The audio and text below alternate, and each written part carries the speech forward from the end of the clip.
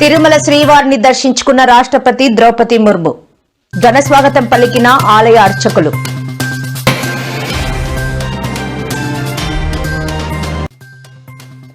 తెలంగాణ ప్రవాసులకు కాంగ్రెస్ ప్రభుత్వం అండగా ఉంటుందని హామీ ఇచ్చిన మంత్రి పొన్నం ప్రభాకర్.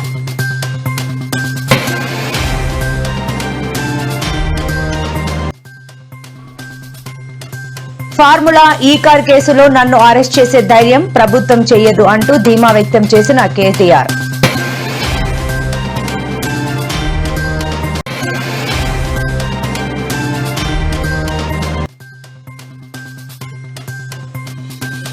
రాజమౌళిని జైల్లో పెట్టాలి, ఆయన సినిమాను అందరూ బహిష్కరించాలి అంటూ డిమాండ్ చేసిన రాజాసింగ్.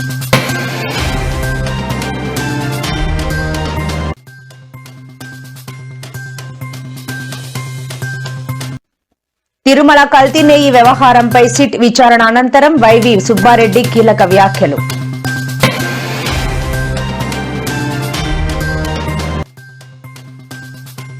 అన్నపూర్ణ రామానాయుడు స్టూడియోలకు షాక్ ఇచ్చిన జీహెచ్ఎంసీ అధికారులు.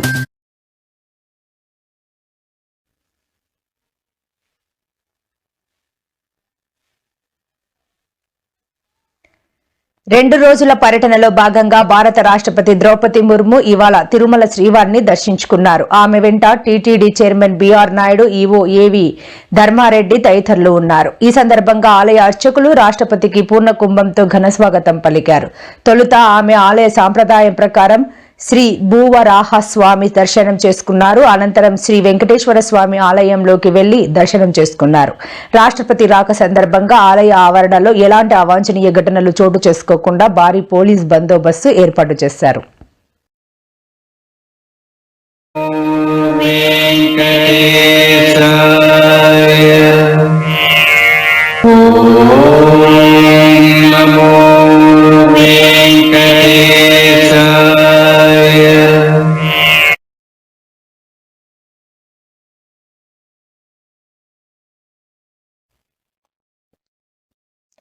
గల్ఫ్ దేశాల్లో ఉన్న తెలంగాణ ప్రవాసకులకు ప్రభుత్వం అన్ని రకాలుగా అండగా ఉంటుందన్న మంత్రి పొన్నం ప్రభాకర్ ఎన్నికలకు ముందు చెప్పినట్లు ప్రజాపాలన ప్రభుత్వంలో గల్ఫ్ సంక్షేమం కోసం ప్రత్యేక కార్యక్రమాలు తీసుకున్నామని, వారి పిల్లల విద్య కోసం ప్రత్యేక సీట్లు కేటాయించినట్లు పేర్కొన్నారు.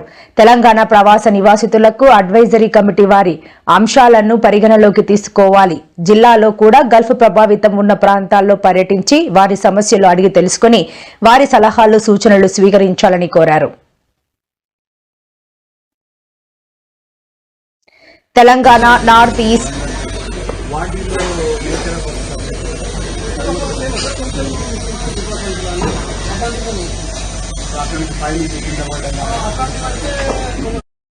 ఇండియా కనెక్ట్ వేడుక ప్రారంభోత్సవంలో రాష్ట్ర గవర్నర్ జిష్ణుదేవ్ వర్మ, గవర్నర్ సతీమణి సుధా దేవ్ వర్మ, త్రిపుర గవర్నర్ నల్లు ఇంద్రసేనారెడ్డితో కలిసి ముఖ్యమంత్రి రేవంత్ రెడ్డి పాల్గొన్నారు. సందర్భంగా ముఖ్యమంత్రి రేవంత్ రెడ్డి మాట్లాడుతూ దేశంలో మొట్టమొదటి నార్త్ ఈస్ట్ అనుబంధ కేంద్రాన్ని తెలంగాణ ఫ్యూచర్ సిటీలో ఏర్పాటు చేసే ప్రణాళికలను విజయవంతంగా ముందుకు తీసుకెళ్లడానికి గవర్నర్ జిష్ణుదేవ్ శర్మ నాయకత్వం వహించాలని కోరారు. కేంద్ర ప్రభుత్వ ఈశాన్య ప్రాంత అభివృద్ధి మంత్రిత్వ శాఖతో పాటు 8 రాష్ట్రాలతో కలిసి సమిష్టిగా పనిచేయడానికి తెలంగాణ ప్రభుత్వం ఎల్లప్పుడూ సిద్ధంగా ఉంటుందని చెప్పారు. To mention here, already we have started a cultural exchange. We have given our Telangana brother as a governor of Tripura. Now Tripura brother is representing as a Telangana governor. This relation has to improve, has to continue for quite long time. We will work with the central government, Ministry of Development of Northeastern region, and 8 states in creating India's first Northeast Annex at Bharat Future City. I will request the Governor, His Excellency Jishnudev Varmaji, to lead this initiative to make this idea successful. The Telangana Northeast Connect Festival is the beginning for more collaborations and people-to-people exchange program. I congratulate all officers and teams who have worked on making this a big success. I hope all guests have a wonderful time. Welcome again to the Hyderabad and Telangana. I need your help to take our vision of Telangana rising to every part of the country and world. Sir, we are going to celebrate our 2 years tenure is going to complete on December 8th and 9th. We are going to organize a Telangana Rising 2047 Global Summit. We are inviting guests from all over the world. We wanted to present ourselves. We wanted to project ourselves. Hyderabad, Telangana is the destiny for investments. Here, IT, pharma, GCC, data center, healthcare, you know better than me. So all these are improvements are going on. So we wanted to take up the to next level. So we are trying to improve our infrastructure. China plus one. The world is looking for China plus one country. I wanted to develop. I wanted to compete with New York or Singapore, Dubai. So we don't have any issues with my neighboring states. Just I wanted to compete with New York or Singapore or Dubai. We wanted to make sure we are trying to develop our infrastructure, our culture and knowledge hub. All I need is your support and your promotion. Thank you, sir.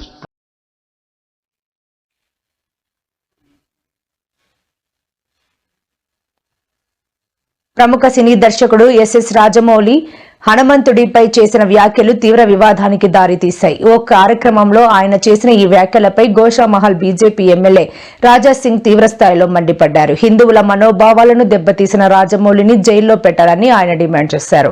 ఈ మేరకు రాజా సింగ్ ఓ వీడియోను విడుదల చేశారు.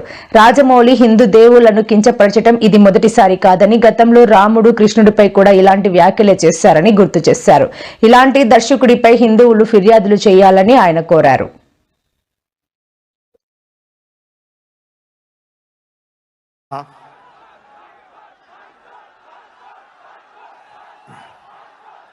నాకు దేవుడి మీద పెద్ద నమ్మకం లేదండి. నాన్నగారు వచ్చి ఇందాక హనుమ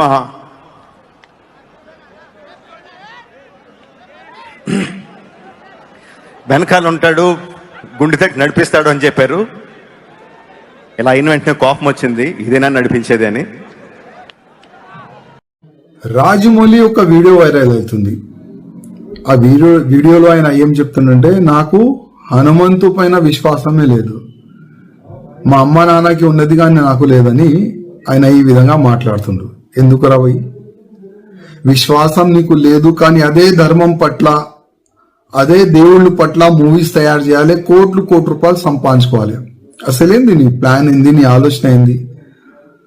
అంటే ఆల్రెడీ ఇంకొక మూవీ తీస్తున్నావు వారణాసి, దాంట్లో మహేష్ బాబుకి తీసుకున్నావు. అంటే ఆ మూవీ ఎక్కువ ప్రచారం కావాలని నీ ఉద్దేశమా, లేక నిజమైన నువ్వు నాస్తికుడా?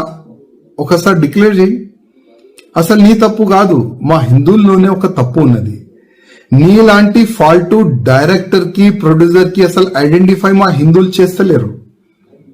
నీకు ధర్మం పట్ల అభిమానం లేదు, మా దేవుళ్ళ పైన అభిమానం నీకు లేదు. నీ మూవీస్ ఎందుకు చూడాలి మా హిందువులు? బాహుబలి మూవీ తీసినావు, ఆ ప్రభాస్ తోని శివలింగం లేపట్టినావు, దాంట్లో కోట్ల రూపాయలు సంపాదించుకున్నావు ఆ మూవీతోని, ఫస్ట్ పార్ట్ సెకండ్ పార్ట్ తోని. మళ్ళా మా హిందూ దేవుళ్ళ పైన నీకు నమ్మకం లేదు. మా హిందువులకి ఒక మాట చెప్పాలనుకున్నా, ఇది ఈ రాజమౌళిది ఇది ఫస్ట్ కామెంట్ కాదు. గతంలో కూడా భగవాన్ శ్రీకృష్ణ దాసులు అంటే ఉంటాయి కదా, 16,000 దాసులు కాదు లవర్ అని ఈ విధంగా ఆయన గతంలో కూడా కామెంట్ చేసిండు. మళ్ళా నాకు రాముడి పైన విశ్వాసం లేదు, రాముడి స్టోరీ బోరింగ్ స్టోరీ అని కూడా ట్వీట్ కూడా గతంలో చేసిండు. ఇప్పుడు హనుమంతు పైన కామెంట్ చేసిండు. నా హిందువులారకి ఒక నివేదిక చేస్తున్నా, ఇట్లాంటి ఫాల్తూ డైరెక్టర్, ఫాల్తూ ప్రొడ్యూసర్ పైన కంప్లైంట్ ఇవ్వండి.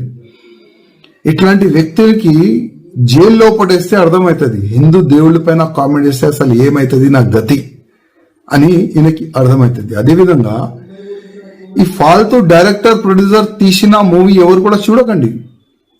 మనం చూస్తాం కోట్ల రూపాయలు, 100 కోట్ల రూపాయలు, 1000 కోట్ల రూపాయలు ఈయనకి సంపాదించిస్తాం. అందుకోసం ఈ నాస్తికుడు మన ధర్మం పైన ఏ నోరుకొస్తే అది కామెంట్ చేస్తుండ్రు. అందుకోసం మన హిందువులకి కొద్దిగా అర్థం కావాలి. మన ధర్మం పైన, మన దేశం పైన, మన సమాజం పైన ఎవరైనా తప్పుగా కామెంట్ చేస్తే ఆయన గతి ఏమవుతుంది, కొద్దిగా మన హిందువుల్లో ఒక అవేర్నెస్ వచ్చే ఇప్పుడు అవసరం ఉన్నది.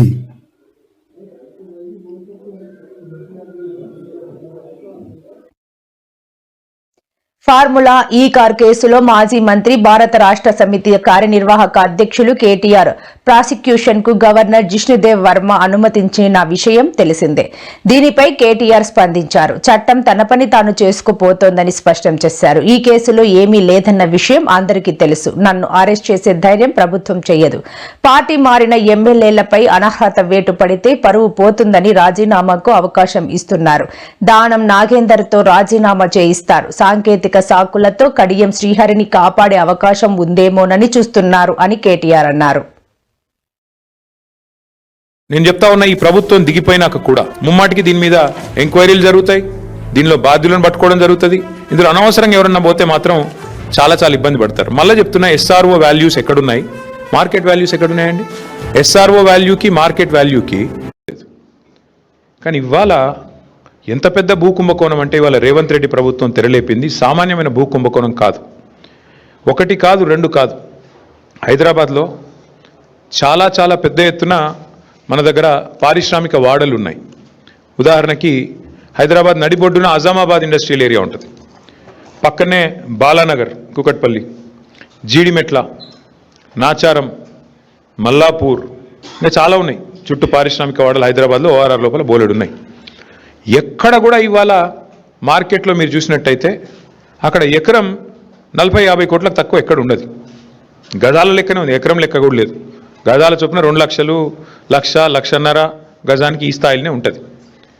ఇవాళ అట్లాంటి భూముల్లో రేవంత్ రెడ్డి ప్రభుత్వం తెరలేపిన కుంభకోణం ఎంత పెద్దది అంటే దాదాపు 9,200 పైచిలకు ఎకరాలు, దాదాపు 9,300 ఎకరాల భూమి హైదరాబాద్లో.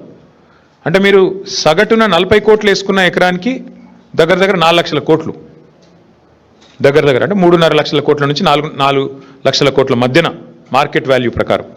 లేదు 50 కోట్లు వేసుకున్నారనుకో సగటున, దగ్గర దగ్గర 5 లక్షల కోట్ల విలువ చేసే ఆస్తిని అందులో మరి ఇవాళ ఆయన అనుయాయులకు, ఆయన వందిమాగదులకు, ఆయన బామ్మర్దులకు, ఆయన తమ్ముళ్లకు, ఆయన చుట్టూ ఉండే బ్రోకర్లకు ఇవాళ ఒప్పందాలు కుదిరించి ఒక అతిపెద్ద భూ కుంభకోణానికి రేవంత్ రెడ్డి ప్రభుత్వం మొన్న జరిగిన కేబినెట్ సమావేశంలో తెరలేపింది.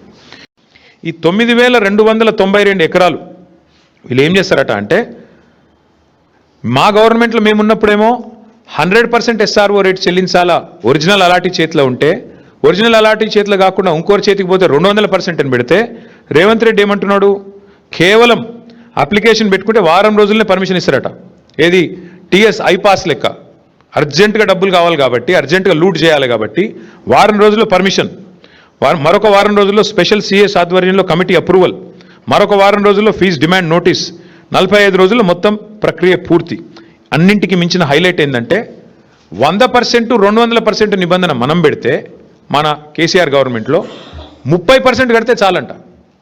ఎంత హైలైట్ అంటే 30% చాలంటే, ఏది 30% ఎస్ఆర్ఓ విలువ. ఉదాహరణకి మీకు ఎగ్జాంపుల్ చెప్తాను.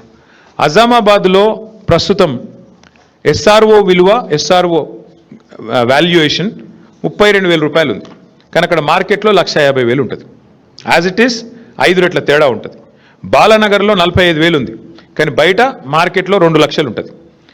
జీడిమెట్లలో 32,000, 12,000 నుంచి రెడ్డి, కొండల్ రెడ్డి, తిరుపతి రెడ్డి, 9,292 ఎకరాల పారిశ్రామిక భూముల మీద కన్నేసి రేవంత్ రెడ్డి గారు, ఆయన ప్రభుత్వం ఇవాళ Hyderabad industrial lands transformation policy అనే పేరిట భూములను కొల్లగొట్టే కుంభకోణానికి తెరలేపిండు. ఇక్కడ సింపుల్గా నేను చెప్పే లెక్క మళ్ళొకసారి అర్థం చేసుకోండి. ఈ 9,292 ఎకరాలు మొత్తం కూడా ప్రభుత్వ భూమి. ప్రభుత్వం పారిశ్రామికవేత్తలకు మీరు పరిశ్రమ పెట్టండి అని ఇచ్చిన భూమి. అడ్డికి పావు షేరు, అంటే మార్కెట్ విలువ రూపాయి అయితే 10 పైసలకో రూపాయికో రూపాయల 1 పైసకో ఇచ్చిన భూమి ఇది. ఇవాళ ఆ భూమి విలువ పెరిగింది, 10 రెట్లు పెరిగింది, 100 రెట్లు పెరిగింది, 1000 రెట్లు పెరిగింది. పెరిగిన ఆ భూమి విలువను, పెరిగిన ఆ భూములను ఇవాళ ఏటీఎంగా దాన్ని పేటీఎంగా మార్చుకునే ప్రయత్నమే రేవంత్ రెడ్డి గారు చేస్తూ ఉన్నారు.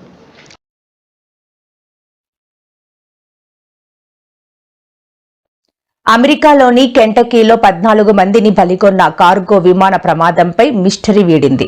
టేకాఫ్ సమయంలో విమానం ఇంజిన్ విడిపోవడం వల్లే ఈ ఘోర దుర్ఘటన జరిగినట్లు దర్యాప్తు బృందం తెలిపింది. మంటలతో కూడిన ఇంజిన్ విమానం నుంచి ఊడిపడుతున్న దృశ్యాలను అధికారులు విడుదల చేయగా అవి సోషల్ మీడియాలో వైరల్ గా మారాయి.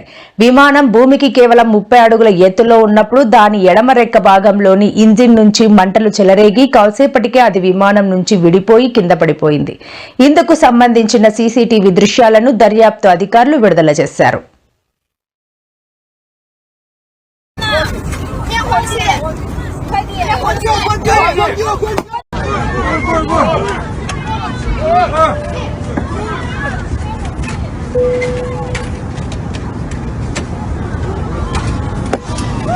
还是爆炸！哎呦，太小心了呀！啊！灭火器，快点！灭火器！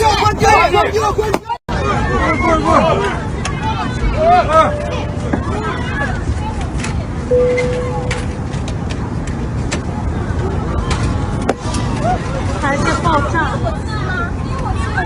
哎呦，太小心了呀！啊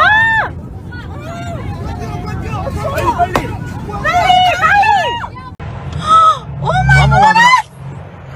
¡Corre para atrás, papi! ¿Viste? Te lo estoy diciendo, Dios mío. Holy shit! Holy shit! Came to death.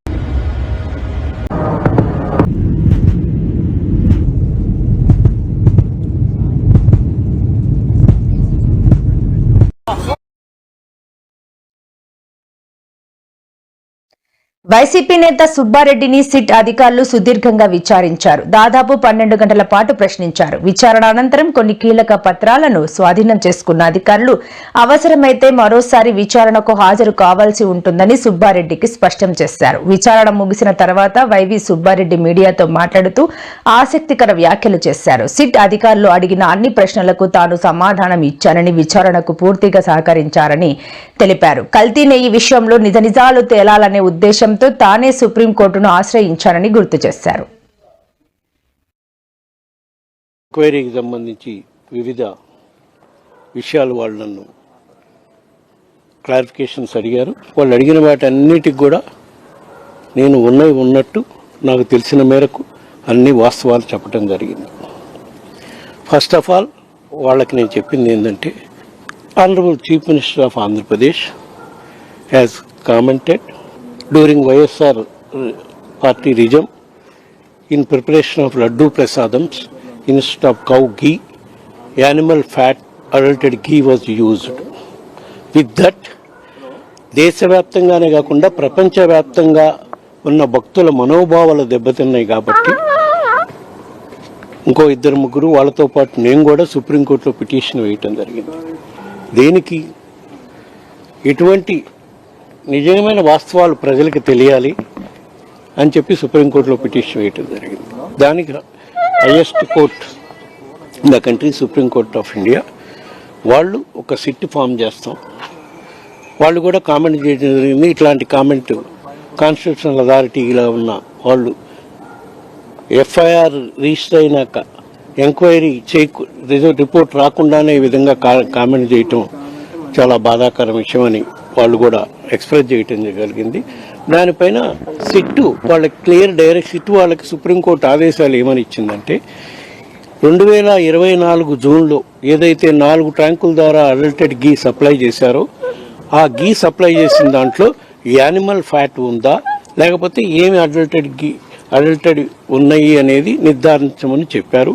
అదేవిధంగా ఈ 4 ట్యాంక్స్ గీ అడల్టెడ్ గీ ఏదైతే సప్లై చేశారంటున్నారో దాన్ని ప్రిపరేషన్ ఆఫ్ లడ్డూస్లో వాడారా లేదా అనేది క్లారిఫై చేయమని అడుగుతున్నారు. సుప్రీంకోర్టు ఇచ్చిన డైరెక్షన్ ప్రకారం దాని ప్రకారమే సిట్ ఫామ్ చేయటం జరిగింది. దాని ప్రకారం మీరు విచారణ చేస్తుంటే ఫస్ట్ ఆ 2 క్లారిఫై చేయాల్సిన బాధ్యత మీకు ఉంది అని అడిగాను. వాళ్ళు మాకు ఇన్వెస్టిగేషన్ ఇంకా పూర్తి కాలేదు అంటే నేను అడిగాను, ఇన్వెస్టిగేషన్ పూర్తి కాకపోతే మీరు ఆల్రెడీ ఛార్జ్ షీట్ ఒకటి ఫైల్ చేశారు, దాంట్లో మీరు మెన్షన్ చేశారు హెచ్ఆర్ షీట్లో ఈ అడల్టెడ్ గీలో వెజిటబుల్ ఆయిల్స్ కల్తీ జరిగిన లడ్డులో యానిమల్ ఫ్యాట్ ఉందా, ఒకవేళ ఉంటే ఆ 4 ట్రక్స్ వాడారా లేదా. నెంబర్ ప్రకారం 2025 జూన్లో జరిగిన దానికే ఎంక్వైరీ చేయమన్నారు. ఫైన్, దాని నుంచి లింకులు వచ్చిన ద్వారా మీరు 2019 నుంచి కూడా జరిగిన ఈ సప్లైస్లో ఎంక్వైరీ చేస్తున్నారు. నిజం నిర్ధారణ తేలినాక తప్పకుండా సిట్ రిపోర్ట్ వచ్చినాక వాళ్ళకి ఎవరైతే బాధ్యులు అవుతారో అవినీతి జరగటానికి వాళ్ళపై చర్యలు తీసుకునే కార్యక్రమం నిష్పక్షపాతంగా చేయాలి అని చెప్పి నేను సిట్ అధికారులకు కూడా చెప్తున్నాను.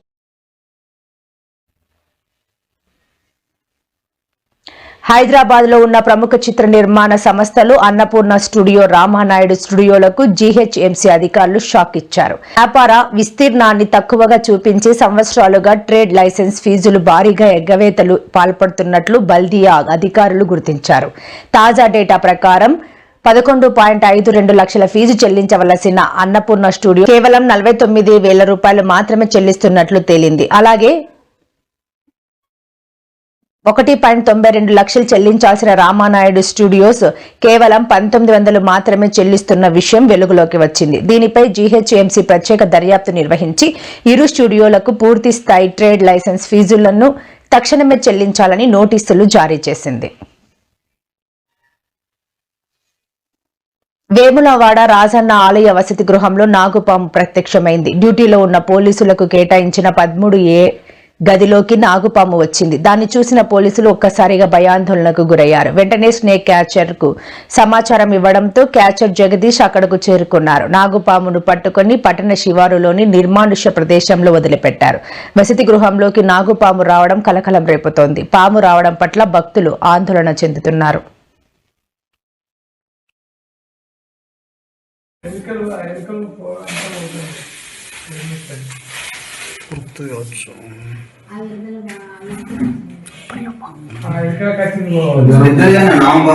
పెద్దదా మరి ఎట్లా నాకేమి పడితే పట్టు పడతా కానీ వాళ్ళకి నిలవాలి కదా సార్ వాళ్ళు. ఓకే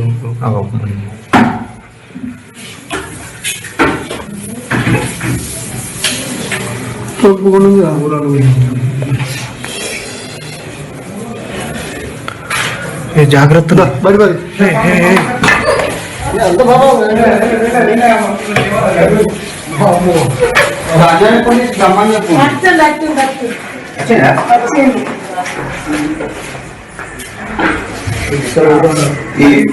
ఒక కట్ అయింది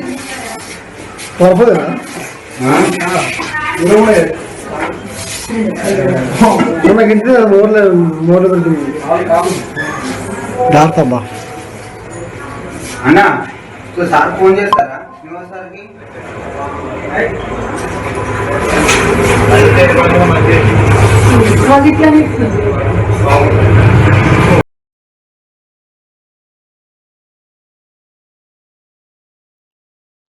స్కూల్ పిల్లలను పాఠాలు చెప్పేందుకు వెళ్లిన టీచర్ భవనం పైకప్పు పెచ్చులు అకస్మాత్తుగా ఊడిపడటంతో ప్రాణాలు కోల్పోయింది. ఈ షాకింగ్ ఘటన ఆంధ్రప్రదేశ్లోని అనకాపల్లి జిల్లాలోని రాజానగరం జెడ్పీ పాఠశాలలో చోటు చేసుకుంది. నిర్మాణంలో ఉన్న కొత్త భవనం పైకప్పు పెచ్చులు అకస్మాత్తుగా ఊడిపడటంతో అక్కడ పనిచేస్తున్న ఇంగ్లీష్ టీచర్ జ్యోత్స్నాబాయ్ మృతి చెందారు. కాకినాడ జిల్లా తునికి చెందిన జ్యోత్స్నాబాయ్ మృతి పట్ల రాష్ట్ర హోంమంత్రి అనిత తీవ్ర దిగ్భ్రాంతి వ్యక్తం చేశారు.